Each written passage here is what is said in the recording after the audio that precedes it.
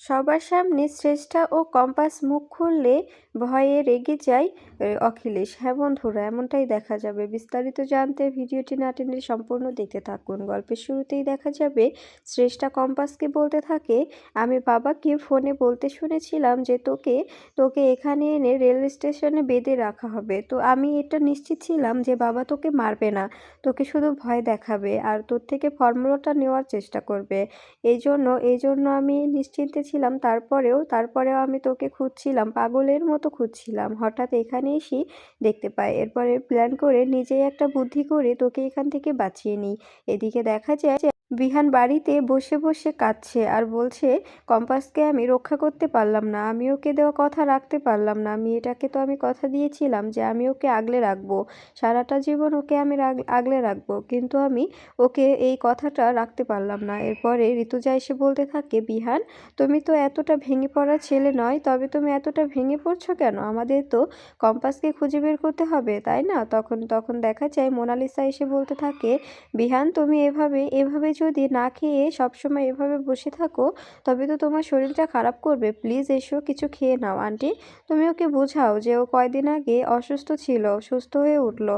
এখন যদি এভাবে না খেয়ে এভাবে বসে থাকে ওর শরীরটা তো আবার ডিটোরিয়েট করবে। প্লিজ ওকে তুমি খেতে বলো। বিহান এসো, কিছু খেয়ে নাও। তখন দেখা যায় হঠাৎ হঠাৎ কম্পাস সেখানে চলে আসে আর বলতে থাকে, বিহান স্যার, আমি এসেছি। এরপরে দেখা যায় কম্পাসকে দেখে অবাক হয়ে যায় মোনালিসা, ভয় পেয়ে যায় মোনালিসা। এরপরে মোনালিসা মনে মনে বলতে থাকে, ও এখানে কি করে এলো? এরপরে দেখা যায় বিহান কম্পাসকে দেখে দৌড়ে গিয়ে কম্পাসকে ধরে বলতে থাকে, কম্পাস তুমি ঠিক আছো তো? তুমি তুমি কোথায় ছিলে? আমি তোমাকে কত জায়গায় খুঁজেছি, তুমি ঠিক আছো? তখন দেখা যায় বিহানের কথা শুনে কম্পাস বিহানকে জড়িয়ে ধরে বলতে থাকে, হ্যাঁ আমি ঠিক আছি। এরপরে দুজনেই কাঁদতে থাকে। তখন দেখা যায় বিহান ও কম্পাসের এমন এমন কর্মকাণ্ড দেখে খুশি হয়ে যায় ঋতুজা। এরপরে সবকিছু দেখে রাগে গজগজ করতে থাকে মোনালিসা মনে মনে বলতে থাকে, এই মেয়েটাকে কোনোভাবেই আটকানো যায় না। এই মেয়েটা সবসময় কিছু না কিছু গন্ডগোল পাকিয়েই ছাড়ে। এই মেয়েটাকে যেভাবেই হোক দাদুকে বলে কিছু একটা করতেই হবে। এরপরে দেখা যায় ঋতুজা বলতে থাকে, তোকে কে কিডন্যাপ করেছিল? এরপরে দেখা যায় কম্পাস মোনালিসার দিকে তাকিয়ে থাকে।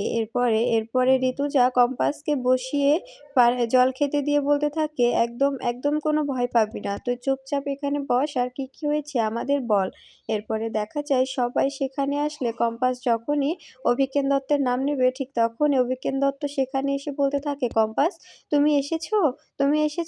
ঠিক তখনই স্বস্তির নিঃশ্বাস ফেলে মোনালিসা। এরপরে দেখা যায় মুক্তি মনে মনে বলতে থাকে, অখিলেশ বাবুটা কার উপরে দায়িত্ব দিয়েছিল যে তারা তারা কম্পাসকে আটকে রাখতে পারলো না, একটা মেয়েকে আটকাতে পারলো না।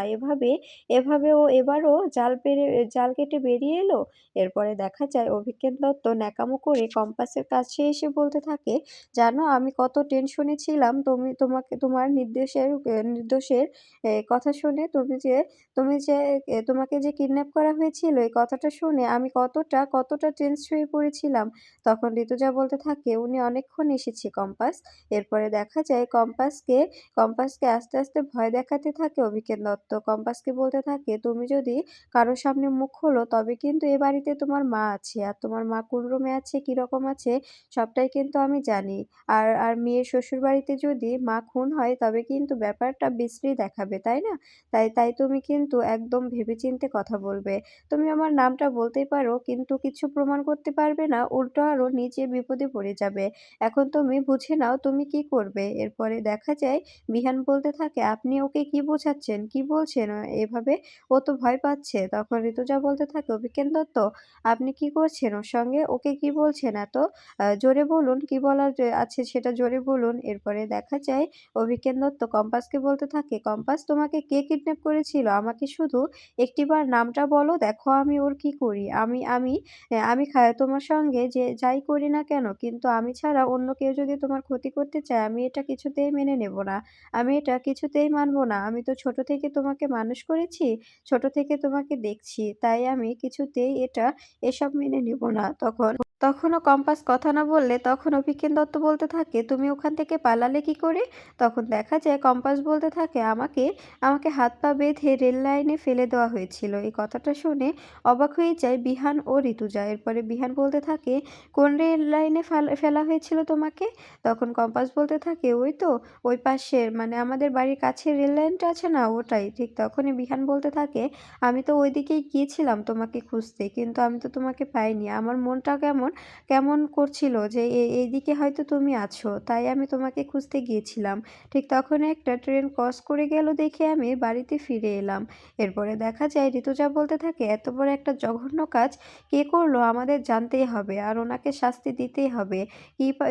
কি করে এমনটা করতে পারে? একটি বাচ্চা মেয়েকে এভাবে এভাবে রেল লাইনে ফেলে দেওয়ার এত বড় সাহস উনি কোথায় পায়?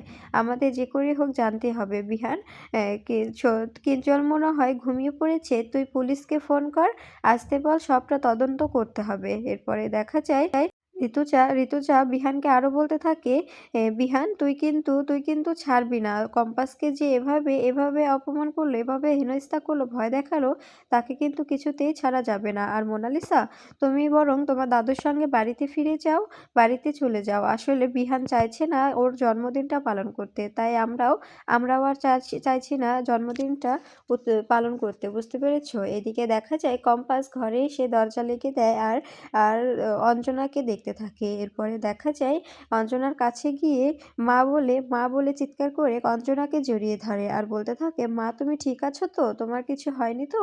তখন অঞ্জনা বলতে থাকে, না, তোর কি হয়েছে? তুই এমন হাঁপাচ্ছিস কেন? তখন কম্পাস বলতে থাকে, জানো মা, আমরা যার এত ছোটবেলা থেকে যার এত পরফরম্যান্স কেটেছি, সে আজকে আমাকে মেরে ফেলতে চেয়েছিল, আমাকে আমাকে প্রাণে মারতে চেয়েছিল। তো এই কথাটা শুনে অবাক হয়ে যায় অঞ্জনা, ভয় পেয়ে যায় অঞ্জনা। এরপরে বলতে থাকে, কি বলছিস এসব? অভিজ্ঞান দত্ত? তখন কম্পাস বলতে থাকে, হ্যাঁ মা, অভিজ্ঞান দত্তই। অভিজ্ঞান দত্ত আমাকে মারতে চেয়েছিল। ঠিক তখনই ঋতুজা এসে বলতে থাকে, তুই যে কিছু একটা লুকাচ্ছিস, সেটা আমি খুব ভালো করেই জানি। কি লুকোচ্ছিস তুই? সবটা আমাকে বল। তখন কম্পাস বলতে থাকে, মা, অন্য কেউ আমাকে কিডন্যাপ করেনি, আমাকে কিডন্যাপ করেছিল অভিজ্ঞান দত্ত, ওই ফর্মুলাটার জন্য। আমার সামনে লোকগুলোকে বলছিল আমাকে মারার জন্য।